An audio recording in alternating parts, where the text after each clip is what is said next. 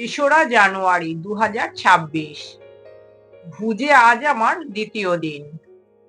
আজ আমি যাব কচ্ছের রান ফেস্টিভ্যাল দেখতে। তার জন্য আমি গতকাল রাত্রিরে ভুজের সরকারি বাস স্ট্যান্ড থেকে সরকারি বাসের টিকিট কেটে রেখেছিলাম। যাওয়ার টিকিট 120 টাকা এবং ফেরার টিকিট 120 টাকা, মোট 240 টাকার টিকিট আমি আগের দিনই কেটে রেখেছিলাম। আমাকে কাউন্টার থেকে বলা হয়েছিল সকাল 8টায় বাস ছাড়বে, 8টার আগেই যেন পৌঁছে যাই। সেই মতো আমি সকাল 8টার বেশ খানিকটা আগে পৌঁছে গেছিলাম বাস স্ট্যান্ডে।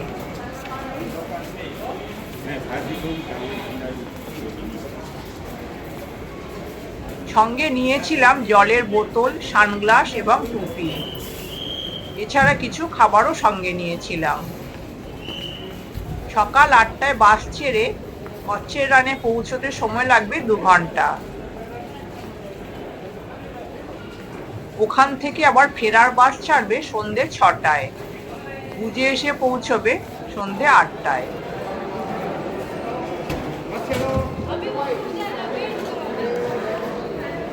গতকাল আমি যে স্বামীনারায়ণ মন্দির, কচ্ছ মিউজিয়াম, হামিরশা লেক এই সমস্তগুলো দেখে নিয়েছিলাম। আর আজকে কচ্ছের রানেই আমার সারাটা দিন সময় কেটে যাবে। কালকে আবার ভুজের লোকাল সাইট সিইং করবো। প্রাগমহল, আয়নামহল, আশাপুরা মন্দির, পুরনো স্বামীনারায়ণ মন্দির এই সমস্তগুলো কালকে আমি দেখব। সেগুলোর বিস্তারিত বিবরণ আমার পরবর্তী ভিডিওতে দেয়া থাকবে। এই হলো টিকিট কাউন্টার। এখান থেকে আমি কচ্ছের রানের জন্য টিকিট কেটে রেখেছিলাম। বাস ঠিক সময়ে ছেড়ে দিয়েছে।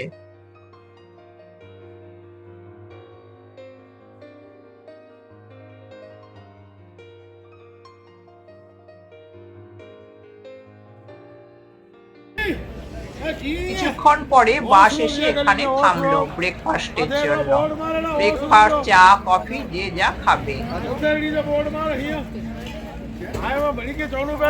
এখানে সরকারি বাস ছাড়াও অনেকে ছোট গাড়িতে করেও এসেছেন।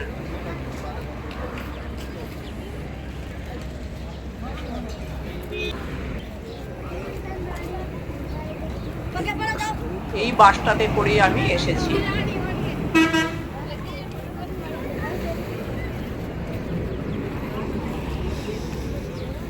কচ্ছের রানে থাকার জন্য রিসর্ট এবং টেন্ট ব্যবস্থা করা আছে। আমি আজকে সকালে গিয়ে রাত্রিরে ফিরে আসব। অনেকে রাত্রিরে ওখানে থেকে যাবেন। গুজরাটে অনেক জায়গা দেখলাম প্রচুর ফুল বিক্রি হতে। এরকম ছোট গ্লাসের 1 গ্লাস ফুল 30 টাকা। এখানে শপিং এর জন্য কিছু দোকানপাট আছে।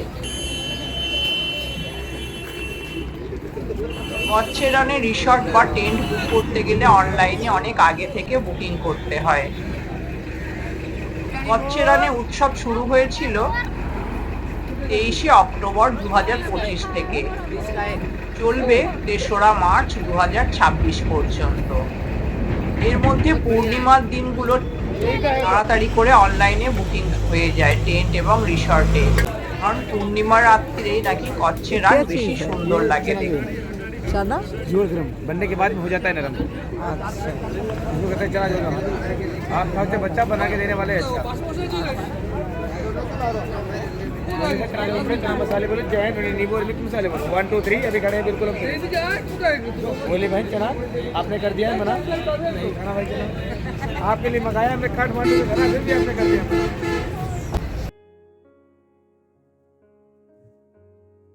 কচ্ছের রান যাওয়ার রাস্তাটা একদম সোজা, কোনো বাঁক নেই।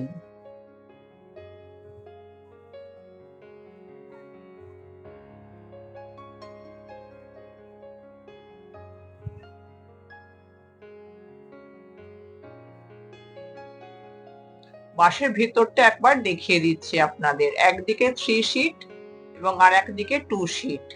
আমি টিকিট কাটার সময় কাউন্টারে বলে একটি উইন্ডো সিট চেয়ে নিয়েছিলাম।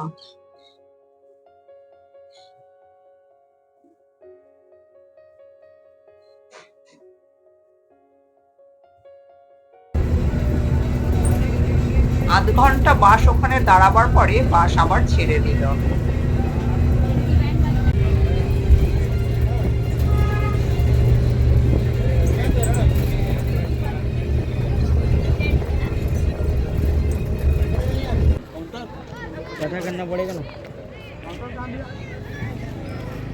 এটা হলো কচ বাস স্ট্যান্ড। এখানে সবাইকেই বাস থেকে নেমে যেতে হলো।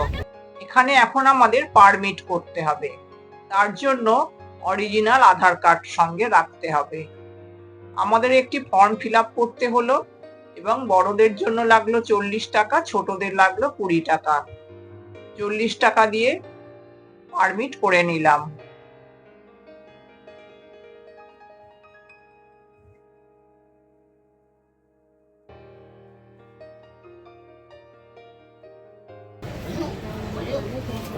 পারমিট নিয়ে এরপর আমাদের আরেকটি গাড়িতে উঠতে হলো। এই বাসের জন্য আলাদা করে আর কোনো ভাড়া লাগেনি।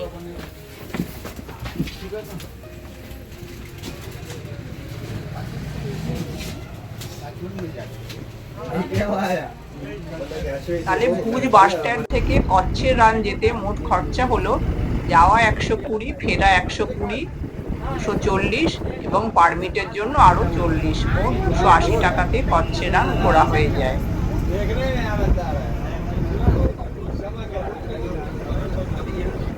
এই বাস একদম মরুভূমির মধ্যে আমাদের নামিয়ে দেবে। মাঝখান দিয়ে রাস্তা এবং রাস্তার দুপাশে মরুভূমি।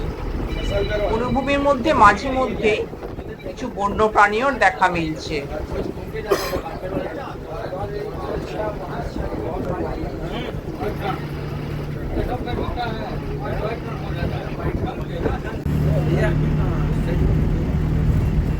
আমরা চলে এলাম টেন্ট সিটির কাছে।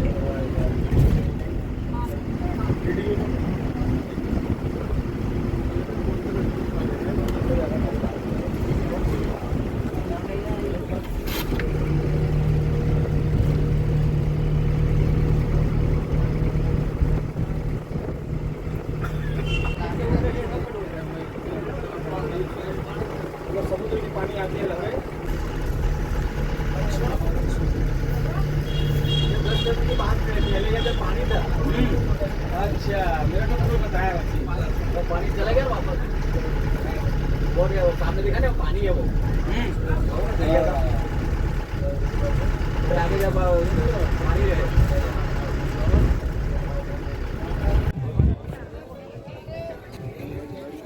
গাড়ি আমাদের এখানে নামিয়ে দিল।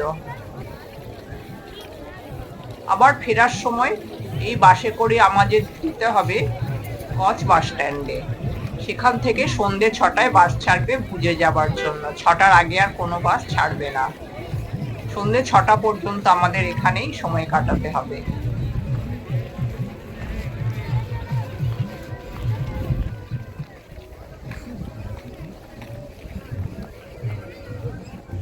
এখানে ক্যামেল রাইডের ব্যবস্থা আছে 100 টাকা করে।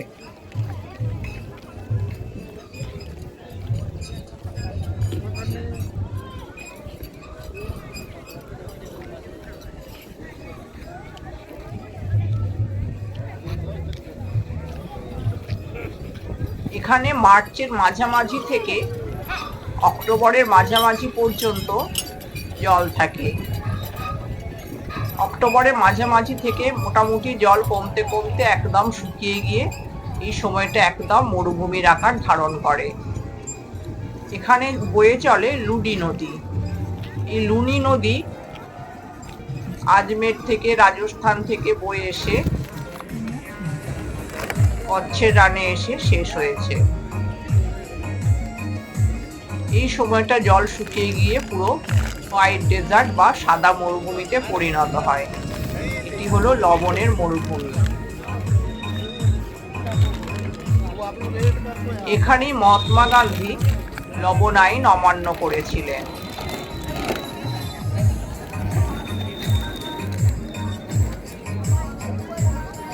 আগে আগাড়িয়া সম্প্রদায়ের মানুষ এখান থেকে লবণ উৎপন্ন করত, কিন্তু ইংরেজ শাসনকালে তারা এখান থেকে লবণ তোলা বন্ধ করে দিয়েছিল আইন করে। আর মহাত্মা গান্ধী লবণ আইন অমান্য করে আবার লবণ তুলেছিলেন।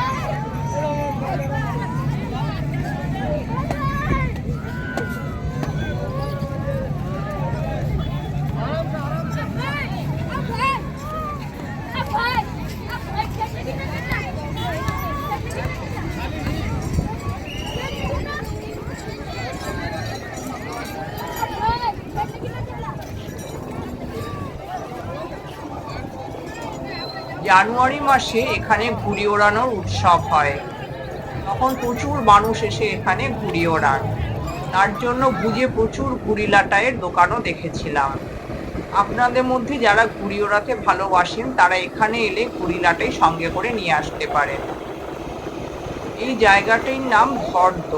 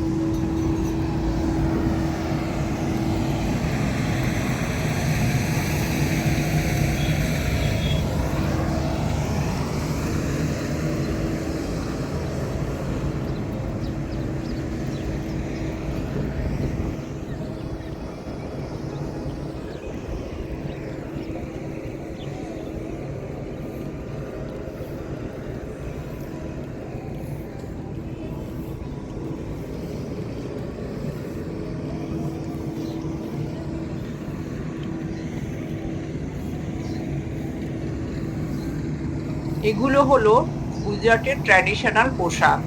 এই পোশাক পরে এখানে ছবি তোলার ব্যবস্থা আছে।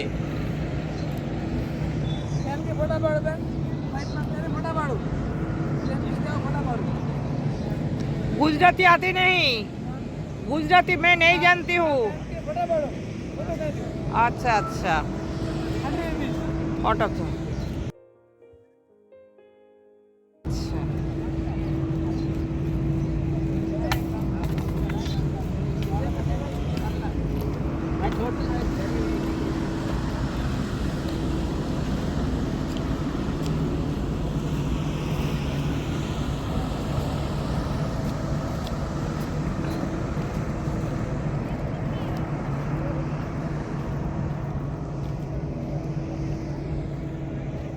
নেমে পড়লাম মরুভূমির মধ্যে। যতদূর চোখ যাচ্ছে শুধু সাদা আর সাদা লবণ।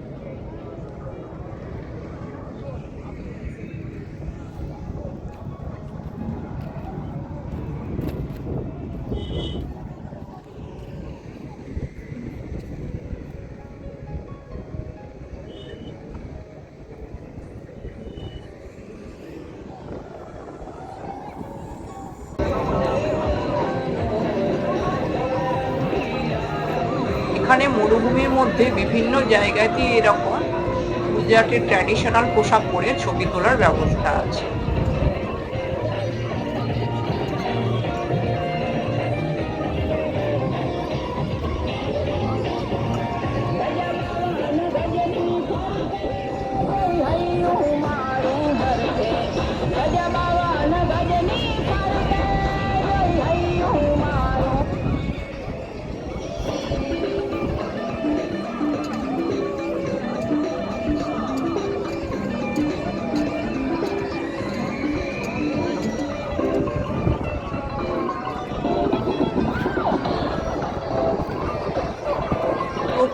নিজের নিজের মতো করে আনন্দ উপভোগ করছেন।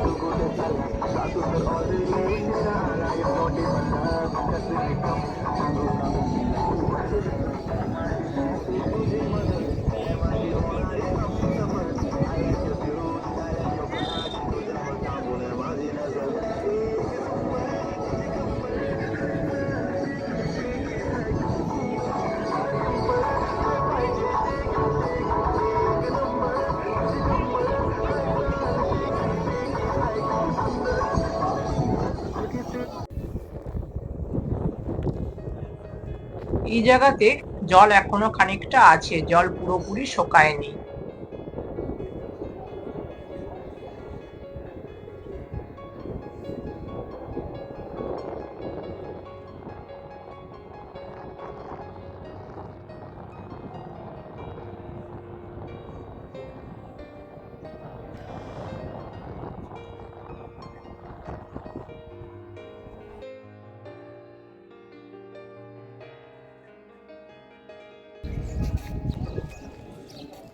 এখানে এখন প্রচন্ড রোদ্দুর আর তেমনই গরম, বেশিক্ষণ বসে থাকা যাচ্ছে না, তাই উঠে পড়লাম।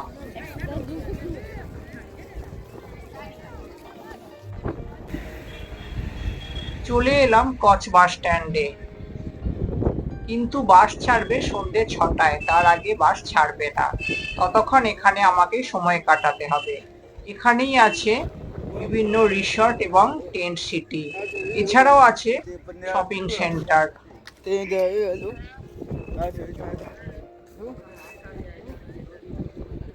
আমি ঢুকে পড়লাম শপিং সেন্টারে। এখানে রেস্টুরেন্টও আছে, যেহেতু আমার সাথে খাবার ছিল তাই আমি রেস্টুরেন্টে আর গেলাম না। আমি একেবারে শপিং সেন্টারে ঢুকে পড়লাম। আমার সাথে আপনারাও চলুন, দেখুন শপিং এ কি কি পাওয়া যাচ্ছে।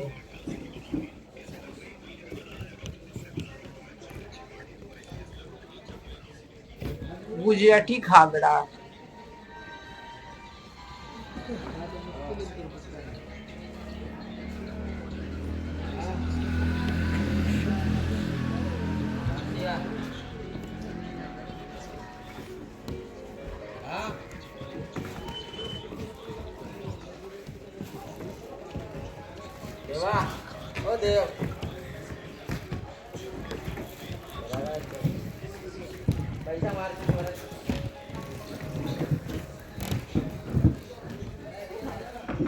এখানে এখন কিছুটা ফাঁকা ফাঁকা আছে, কারণ সবাই এখনো রান উৎসব থেকে ফেরেনি।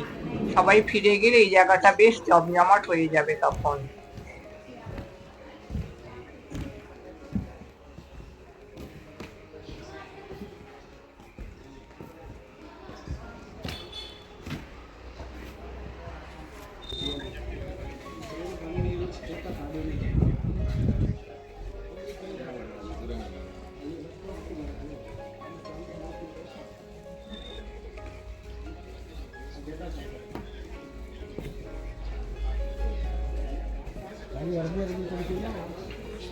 बिल्कुल पैक नहीं रोक हाँ ना आम थोड़ी रही है तो डॉक्टर थोड़ी क्या आम बढ़िया बढ़िया खाओ पड़ते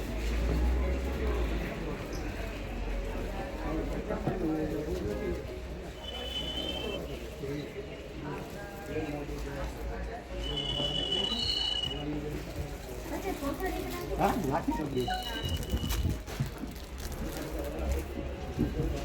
क्यों करना चाहिए મારું છે મારું સરસ લાગશે ને બસ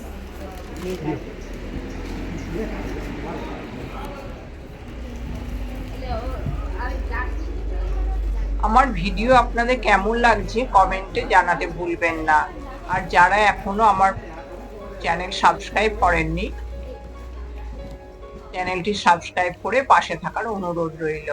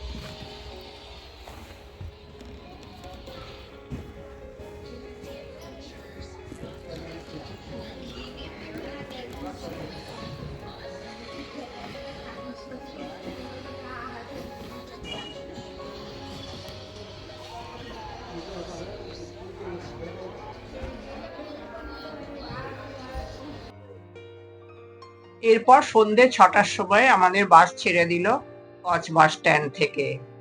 এখন সন্ধে হয়ে গেছে, সমস্ত লাইটিং শুরু হয়ে গেছে। কি অপূর্ব লাগছে, অপূর্ব সুন্দর করে সাজিয়েছে। এখানে আছে রিসর্ট, রেস্টুরেন্ট, টেন্ট সিটি, সমস্ত কিছু এখানে আছে।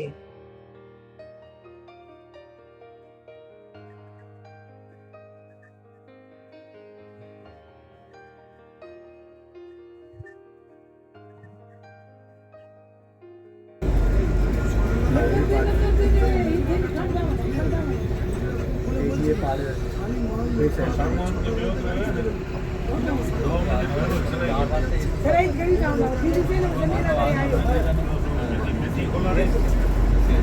Gracias.